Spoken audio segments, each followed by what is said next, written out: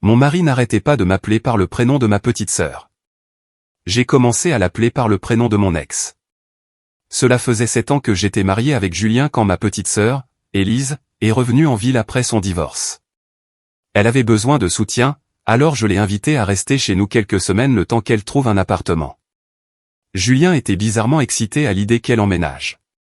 Il a nettoyé la chambre d'amis lui-même, a acheté de nouveaux draps et y a même mis des fleurs. Je pensais qu'il était attentionné, mais avec le recul, les signes étaient évidents. Le premier soir où Élise a dormi à la maison, nous étions en train de dîner et Julien m'a passé le sel en disant « Tiens, Élise ». J'ai ri. Les gens confondent les prénoms. Mais il a recommencé 5 minutes plus tard, demandant à Élise si je voulais plus de vin tout en me regardant droit dans les yeux. Élise l'a remarqué et m'a lancé un regard gêné. Après qu'elle soit allée se coucher, j'ai interrogé Julien à ce sujet. Il a dit que leurs prénoms étaient similaires et que je réagissais de manière excessive. Je m'appelle Camille. Rien à voir avec Élise. Le lendemain matin, Julien a préparé le petit déjeuner et a mis l'assiette d'Élise à ma place. Quand je me suis assise, il a dit « Oh, c'est pour Élise », alors qu'elle n'était même pas encore réveillée. Quand elle est descendue, il l'a servie en premier. Il se souvenait exactement de la façon dont elle aimait ses œufs après une seule conversation, mais avait oublié que je ne mange pas de bacon après 7 ans de mariage. Il m'a appelé Élise 3 autres fois ce matin-là. La situation a empiré quand Élise a commencé son nouveau travail. Julien me demandait « Comment s'est passée la journée d'Élise ?» Quand je rentrais du travail, ce n'était pas « Comment s'est passée ta journée ?» mais « Celle d'Élise », tout en s'adressant à moi. Il m'envoyait des textos avec des questions qui lui étaient destinées, ou me demandait d'acheter sa marque de shampoing spécifique au magasin. Quand je disais que ce n'était pas mon shampoing, il avait l'air confus et disait « Désolé, Élise, je veux dire Camille ». Il prononçait mon vrai prénom comme s'il lui était étranger. Au barbecue de notre ami, Julien m'a présenté à son collègue sous le nom d'Élise. Le type m'a serré la main en disant « Ravi de vous rencontrer, Élise ». Je l'ai corrigé, et Julien a ri en disant « Il nous confond parce qu'on est sœurs. On ne se ressemble pas du tout. J'ai les cheveux bruns, elle est blonde.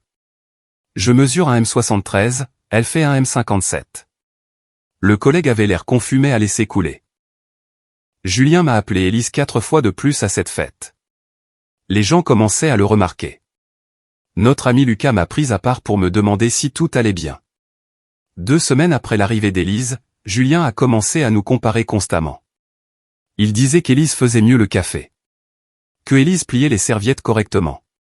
Que Élise savait s'habiller selon sa morphologie. Mais il me disait tout ça à moi, en m'appelant Élise tout en critiquant Camille, comme s'il avait oublié quelle sœur était qui ou s'il s'en fichait. Pendant une soirée film, il s'est assis entre nous sur le canapé. À mi-chemin, il a passé son bras autour de moi et a chuchoté « Tu sens bon, Élise ?» Je l'ai repoussé. Élise a tout entendu. Elle a commencé à chercher des appartements plus activement. Julien semblait paniqué à l'idée qu'elle parte. Il m'a dit, en m'appelant encore Élise, que je devrais convaincre ma sœur de rester plus longtemps. J'ai dit, je suis ta femme, pas Élise. Il a dit, c'est vrai, désolé, Camille. Mais 5 secondes plus tard, il m'appelait à nouveau Élise. Le pire, c'était pendant nos moments d'intimité. Une nuit, Julien m'embrassait et a chuchoté le nom d'Élise. Je l'ai repoussé immédiatement. Il a prétendu qu'il pensait au travail. Quel travail implique le nom de ma sœur? Il a dit que j'étais paranoïaque et que je créais des problèmes. Le lendemain matin, il a préparé le petit déjeuner et a dit « Bonjour ma belle » à Élise. Puis il m'a regardé et a dit « Bonjour ». Juste bonjour. J'ai trouvé le téléphone de Julien ouvert pendant sa pause déjeuner. Ses recherches récentes concernaient toutes les réseaux sociaux d'Élise, ses anciennes photos de mannequinat de la fac et le LinkedIn de son ex-mari. Il avait enregistré 17 photos d'elle sur son téléphone, certaines datant d'avant même qu'elle n'emménage. Des photos de mon mariage où il m'avait rogné pour ne garder qu'elle. Pour la réservation de notre dîner d'anniversaire, il avait écrit « Julien et Élise », puis avait rayé Élise pour écrire Camille. L'hôte du restaurant a vraiment demandé si Élise venait.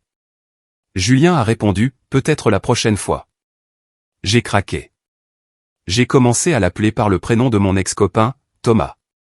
À chaque phrase, « Thomas, tu peux me passer la télécommande ? Merci pour le dîner, Thomas. » Thomas, ta mère a appelé. Julien s'est tout de suite énervé et a dit que j'étais puéril. J'ai dit que j'étais juste confuse. Leurs prénoms étaient si similaires. Julien et Thomas. Rien à voir, mais apparemment ça n'avait pas d'importance. Lors de son dîner d'entreprise, je l'ai présenté comme Thomas à son patron. Voici mon mari, Thomas. Désolé, je veux dire Julien. Je les confonds toujours. Son patron avait l'air inquiet. Le visage de Julien est devenu rouge. Je l'ai appelé Thomas 12 fois ce soir-là. J'ai dit à la femme du PDG que Thomas était très dévoué à l'entreprise. Elle a demandé qui était Thomas. J'ai dit, oh, suis-je bête. Je voulais dire Julien. Thomas, c'est juste un type que je connaissais. Julien m'a pris à part, furieux, disant que je l'embarrassais exprès. J'ai dit que maintenant, il savait ce que ça faisait. La semaine suivante, je suis passé à la vitesse supérieure. J'ai continué pendant 3 jours d'affilée. Chaque matin au petit déjeuner, je demandais à Thomas de me passer le café. Il posait la tasse brutalement, la mâchoire serrée, mais me la donnait sans rien dire. Au dîner, je remerciais Thomas d'avoir fait la vaisselle. Thomas par-ci, Thomas par-là. Sa mère a appelé mardi soir, et j'ai répondu joyeusement en lui disant que Thomas la rappellerait plus tard. Julien m'a arraché le téléphone des mains et est allé dans la chambre en claquant la porte. Je l'ai entendu lui expliquer quelque chose à voix basse. Quand il est sorti, son visage était rouge et il refusait de me regarder. Jeudi matin, notre voisine nous a arrêtés dans l'allée. Elle voulait nous demander d'emprunter notre taillet. J'ai souri et présenté mon mari, Thomas. La voisine a eu l'air confuse, a jeté un coup d'œil à Julien, puis m'a regardé. Le visage de Julien est passé du rouge au violet.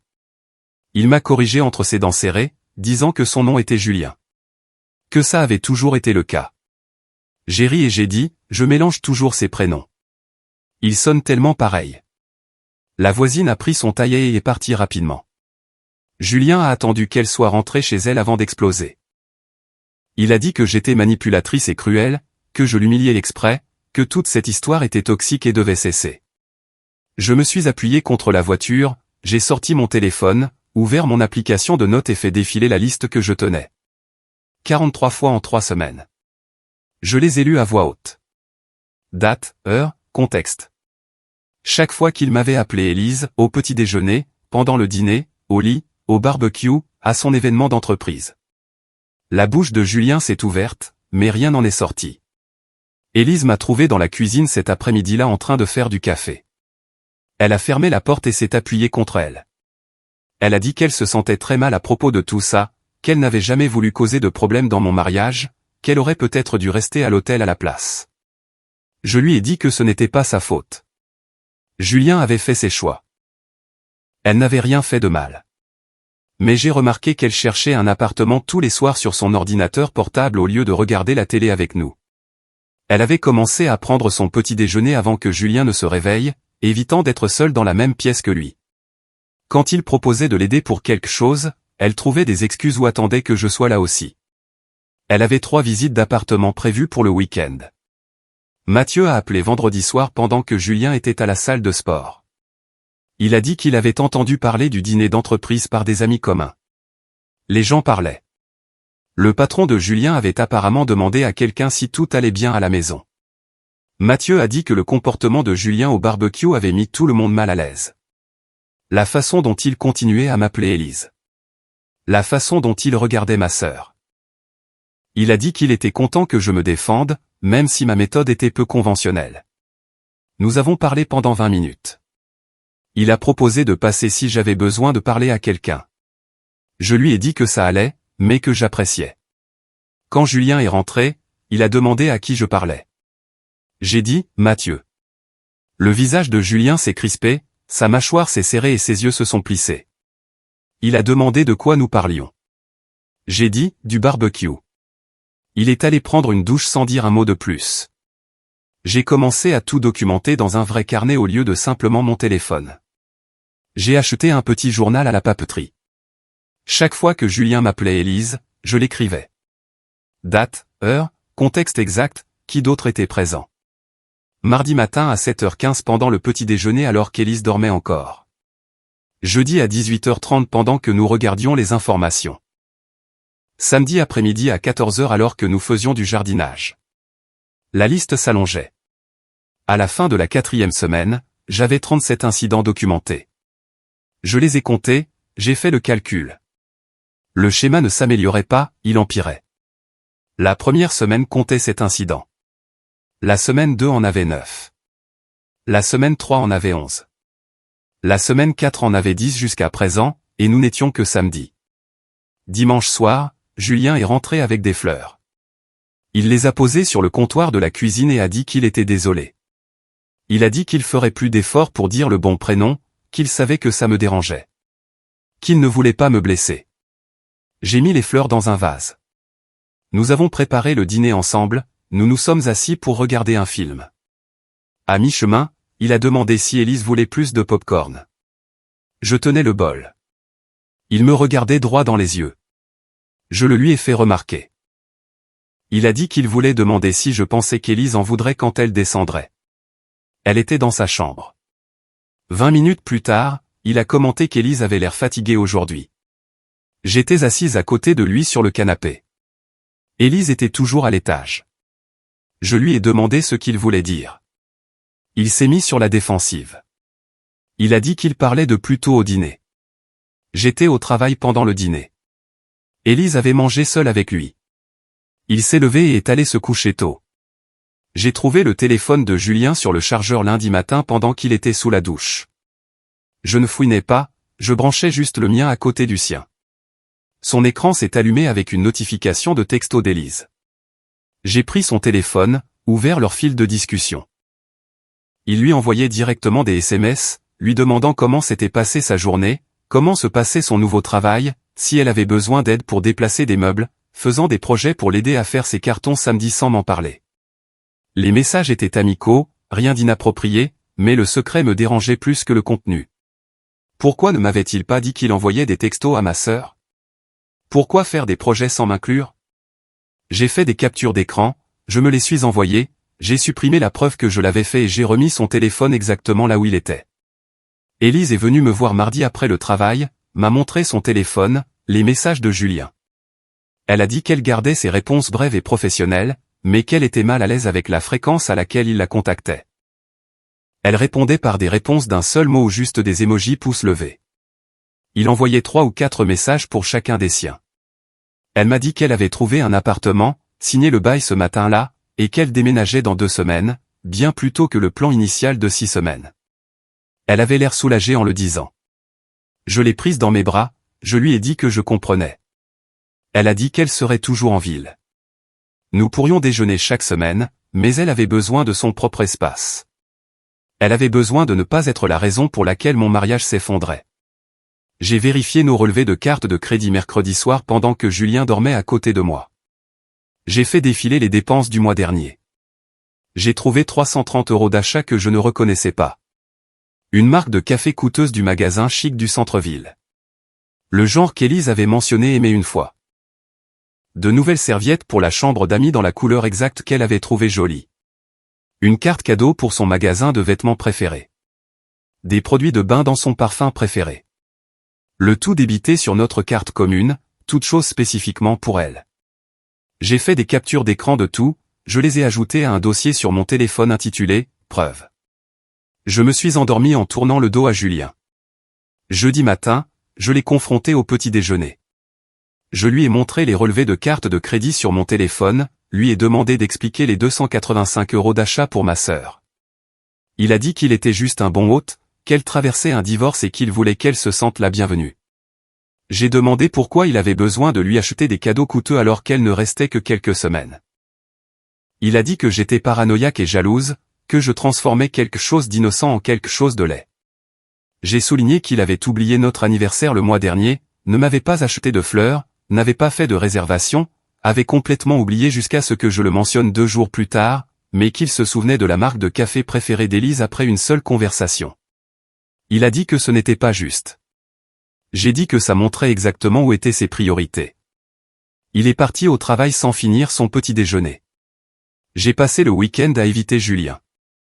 Je suis resté dans la chambre d'amis vendredi soir.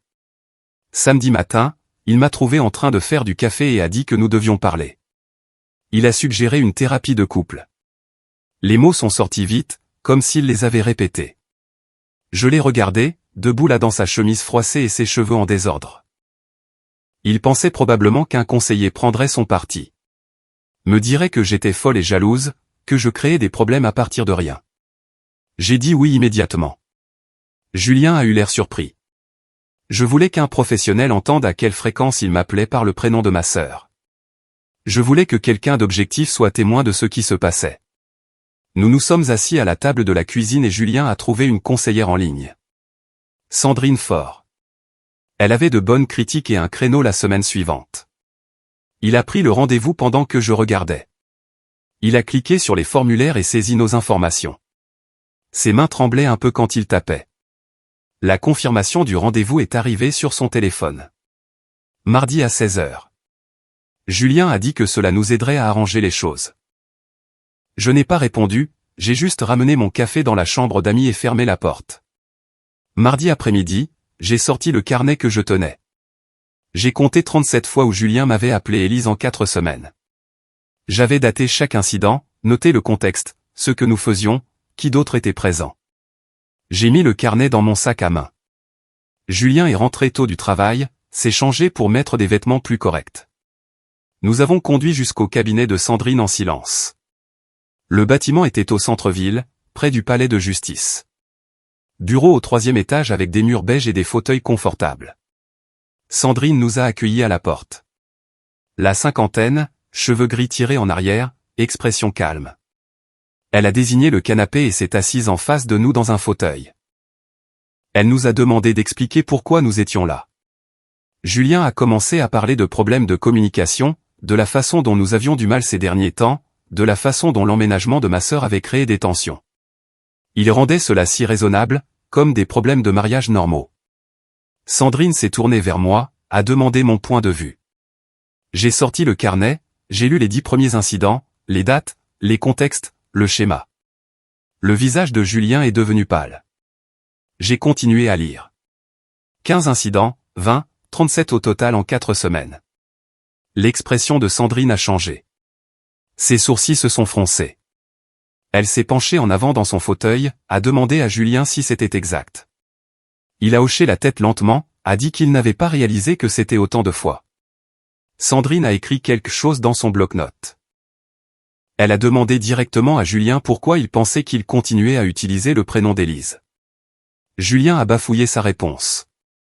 A dit que le travail avait été stressant. A dit que le prénom sonnait pareil, alors il s'embrouillait. A dit qu'il avait été distrait ces derniers temps. Sandrine a posé son stylo, a souligné que Camille et Élise ne sonnaient pas du tout pareil. Nombre de syllabes différents, sons différents, aucun chevauchement.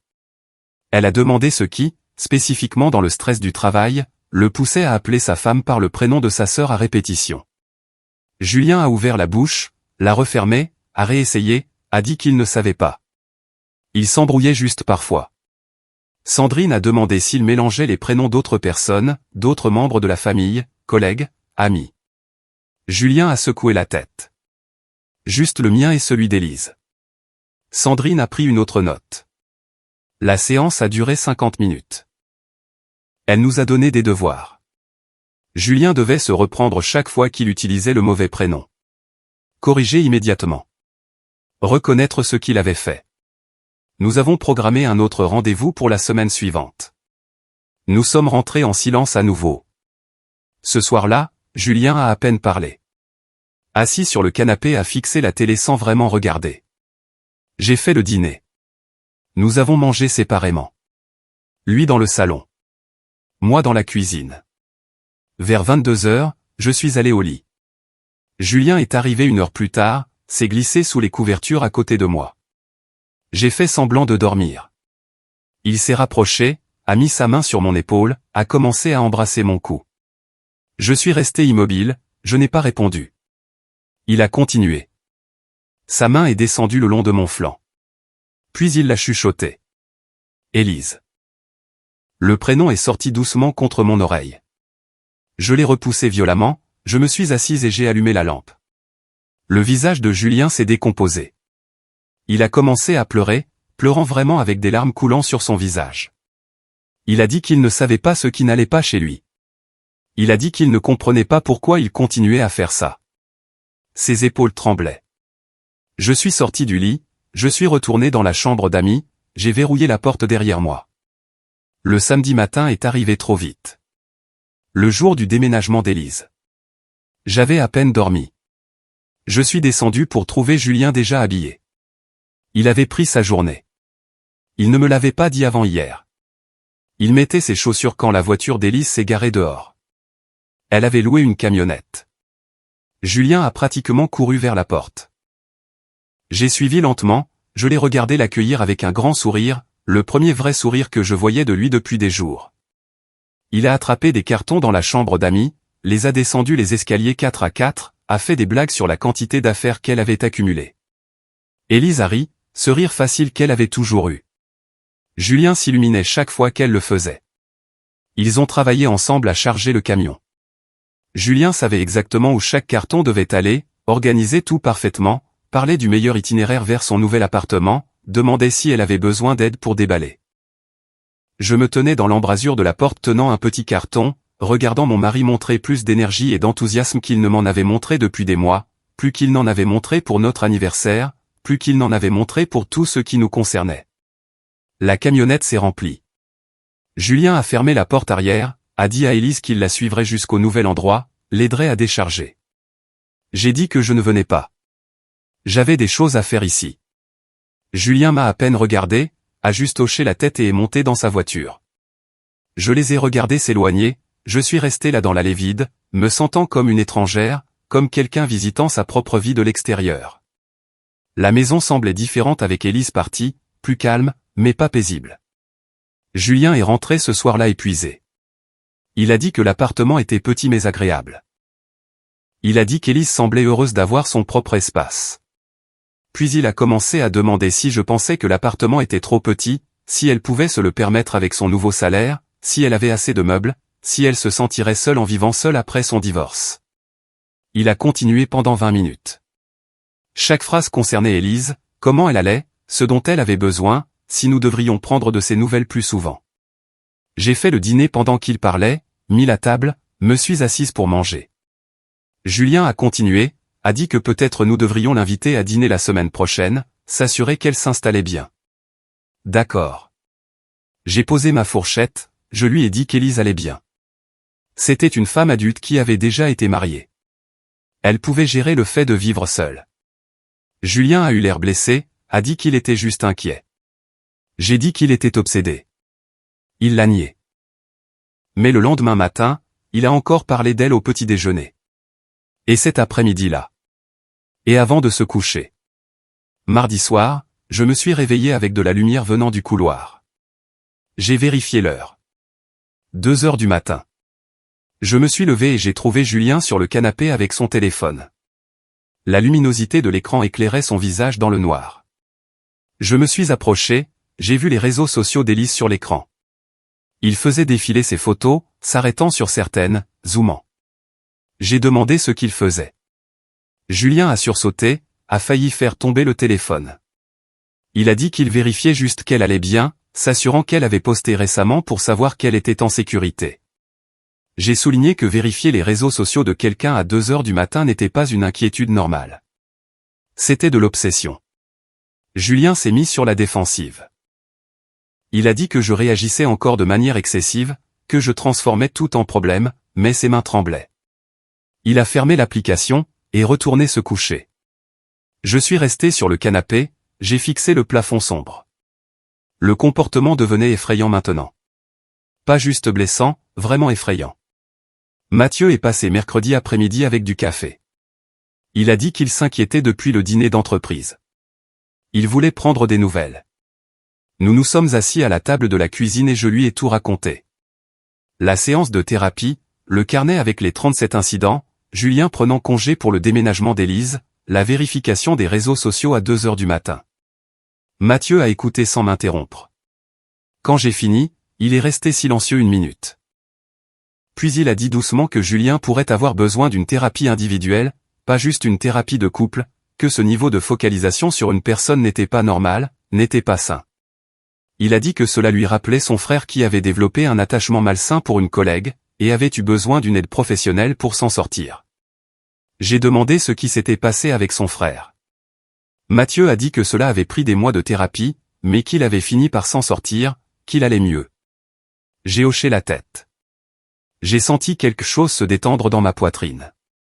Le fait que quelqu'un d'autre dise que le comportement de Julien n'était pas normal m'aidait. Me faisait me sentir moins folle. Ce soir-là, j'ai dit à Julien qu'il devait voir un thérapeute seul, pas juste notre conseillère conjugale, quelqu'un qui pourrait l'aider à comprendre pourquoi il était si focalisé sur ma sœur. Julien a commencé à argumenter, a dit qu'il n'était pas obsédé. Je l'ai coupé, j'ai dit que s'il ne prenait pas rendez-vous d'ici vendredi, je déménagerai temporairement, j'irai loger chez Mathieu jusqu'à ce que Julien obtienne de l'aide. Le visage de Julien est devenu blême. Il a demandé si j'étais sérieuse. J'ai dit complètement sérieuse. Je ne pouvais plus vivre comme ça. Je ne pouvais pas être dans un mariage où mon mari se souciait plus de ma sœur que de moi. Où il m'appelait par son nom pendant les moments intimes, où il vérifiait ses réseaux sociaux à 2 heures du matin. Julien s'est assis lourdement sur le canapé, a mis sa tête dans ses mains, a finalement dit « D'accord ». Il trouverait un thérapeute, prendrait rendez-vous. Il avait l'air sincèrement effrayé, comme s'il réalisait tout juste que je pourrais vraiment partir. Que ce n'était pas quelque chose qu'il pouvait arranger ou justifier. Julien a trouvé un thérapeute jeudi matin, quelqu'un recommandé par Sandrine. Il a pris rendez-vous pour la semaine suivante. Il a commencé à y aller 2 fois par semaine, des séances individuelles juste pour lui. Après un mois, Sandrine nous a demandé à tous les deux de venir à l'une de ces séances. Elle a dit que Julien avait fait des progrès dont elle voulait discuter en notre présence à tous les deux. Nous nous sommes assis dans son bureau à nouveau. Même mur beige, même fauteuil confortable. Sandrine a demandé à Julien de partager ce sur quoi il avait travaillé. Julien a pris une inspiration, a dit qu'il me comparait constamment à Élise, pas seulement avec les prénoms, mais avec tout, notre apparence, notre façon d'agir, ce pourquoi nous étions doués. Il a dit qu'il se sentait coupable à ce sujet. Qu'il savait que ce n'était pas juste pour moi. Qu'il savait que cela endommageait notre mariage. C'était la première fois qu'il était vraiment honnête à propos du problème. Admettant réellement ce qu'il faisait au lieu de trouver des excuses. Mais quand Sandrine a demandé pourquoi cela avait commencé, il n'a pas pu expliquer, a juste dit qu'il ne savait pas. Il ne pouvait pas identifier quand ou pourquoi Élise était devenue un tel centre d'intérêt. J'étais assise là à écouter. Je me sentais fatigué plus qu'autre chose. Fatigué d'être le second choix dans mon propre mariage. Fatigué de me battre pour l'attention de mon mari. Fatigué de me demander si cela s'arrangerait vraiment un jour. J'ai écrit mes limites sur une feuille de papier ce soir-là. 3 règles. Pas de contact avec Élise sans me le dire d'abord. Pas de consultation de ses réseaux sociaux. Se corriger immédiatement chaque fois qu'il utilisait le mauvais prénom. Julien s'est assis en face de moi à la table de la cuisine en lisant ma liste. Il a hoché la tête lentement. A dit qu'il pouvait faire ça. A dit qu'il essaierait plus fort. La première semaine, il a enfreint les 3 règles 2 fois. Il a envoyé un texto à Élise pour lui demander si elle avait besoin d'aide pour monter des meubles. A vérifié son Instagram au déjeuner. M'a appelé Élise en me demandant ce qu'on faisait pour le dîner. Puis a juste continué à parler comme si de rien n'était. Je lui ai montré la liste à nouveau. Je lui ai rappelé la partie sur la correction immédiate. Il s'est excusé. A dit que c'était plus dur qu'il ne le pensait. Briser 7 ans d'habitude. J'ai souligné qu'il n'était obsédé par ma sœur que depuis 2 mois, alors de quelle habitude de 7 ans parlait-il? Julien est devenu silencieux. La 2e semaine a été légèrement meilleure. Il m'a prévenu avant d'envoyer un texto à Élise au sujet d'un colis qui avait été livré chez nous par erreur. Il s'est repris à mi-chemin alors qu'il m'appelait Élise et l'a corrigé, mais j'ai trouvé son téléphone ouvert sur son profil Facebook quand même. Quand je l'ai confronté, il a dit qu'il s'assurait juste qu'elle s'installait bien. D'accord. J'ai demandé pourquoi il avait besoin de vérifier ses photos pour savoir ça. Il n'avait pas de réponse. Élise m'a envoyé un texto 3 semaines après son déménagement pour me demander si je voulais déjeuner. Juste nous. Pas de Julien. Je l'ai retrouvée dans un café du centre-ville le samedi. Elle avait l'air bien, moins stressée que lorsqu'elle vivait avec nous. Nous avons commandé des sandwichs et du café. Elle a recommencé à s'excuser avant même que notre nourriture n'arrive. Elle a dit qu'elle se sentait terriblement mal à propos de tout, du comportement de Julien, de l'attention sur mon mariage. Je l'ai coupé, je lui ai dit pour la 100e fois que rien de tout cela n'était sa faute. Elle n'avait pas demandé à Julien d'être obsédé par elle. N'avait pas encouragé son comportement. Elle existait simplement, et il avait rendu ça bizarre. Les yeux d'Élise se sont embués. Elle a dit qu'elle n'arrêtait pas de penser que si elle était juste restée à l'hôtel, rien de tout cela ne serait arrivé. J'ai attrapé sa main à travers la table, je lui ai dit qu'elle était ma sœur, et que je voulais l'aider. Les problèmes de Julien étaient à lui de régler, pas à elle de prévenir. Nous avons parlé pendant 2 heures de son nouveau travail, de son appartement, de ses projets de recommencer à sortir avec quelqu'un un jour. Cela semblait normal, comme si nous étions juste des sœurs prenant des nouvelles, pas des gens pris dans le pétrin de mon mari. Quand nous nous sommes serrés dans les bras pour nous dire au revoir sur le parking, cela semblait juste, comme si nous reconstruisions quelque chose séparé de tous les problèmes de mariage. 3 mois ont passé. Julien en était à m'appeler Élise 1 ou 2 fois par semaine au lieu de plusieurs fois par jour. Un progrès techniquement, mais toujours pas normal. Toujours pas ce qu'un mariage devrait être. Je le regardais se reprendre au milieu d'une phrase, voyais la concentration sur son visage quand il disait mon vrai prénom, comme s'il devait activement se rappeler qui j'étais, qui il avait épousé. Ça m'épuisait. La surveillance constante, vérifier s'il avait regardé les réseaux sociaux d'Élise, écouter pour voir s'il se trompait de prénom, me demander si c'était juste ce que nous étions maintenant. Un mari qui devait travailler pour ne pas appeler sa femme par le prénom de sa sœur. Une femme qui devait fliquer chaque mot et action de son mari. Je restais éveillé certaines nuits à essayer de décider si je pouvais vivre comme ça pour toujours. Si cela comptait comme un mariage qui valait la peine d'être sauvé. Julien essayait, allait en thérapie, suivait la plupart des limites la plupart du temps. Mais essayer ne devrait pas être aussi dur. Dire le prénom de sa femme correctement ne devrait pas nécessiter un effort actif après 7 ans ensemble. Sandrine a programmé une séance supplémentaire pour parler de planification à long terme. Nous nous sommes assis dans son bureau, même mur beige, même fauteuil confortable qui avait été témoin de moi de nos problèmes.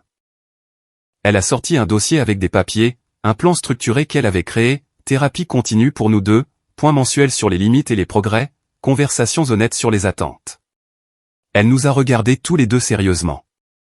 A dit que notre mariage avait des dommages permanents. A dit que certains de ces dommages pourraient ne jamais guérir complètement. A demandé si nous comprenions ce que cela signifiait. Julien a bougé sur son siège. A dit qu'il comprenait. A dit qu'il continuerait à y travailler. J'ai hoché la tête. J'ai dit que je comprenais aussi. Sandrine a demandé ce que je ressentais à l'idée de rester dans le mariage en sachant qu'il pourrait ne jamais être complètement réparé. J'y ai réfléchi. Vraiment réfléchi. Puis j'ai dit que j'étais prudemment optimiste mais réaliste. J'ai dit que je savais qu'une certaine confiance brisée ne pouvait pas être complètement réparée, mais que j'étais d'accord pour prendre les choses au jour le jour, gardant mes options ouvertes, ne m'engageant pas pour toujours quand, pour toujours, semblait impossible à promettre. Julien a tendu la main vers la mienne. Je l'ai laissé la prendre, mais je n'ai pas serré la sienne en retour.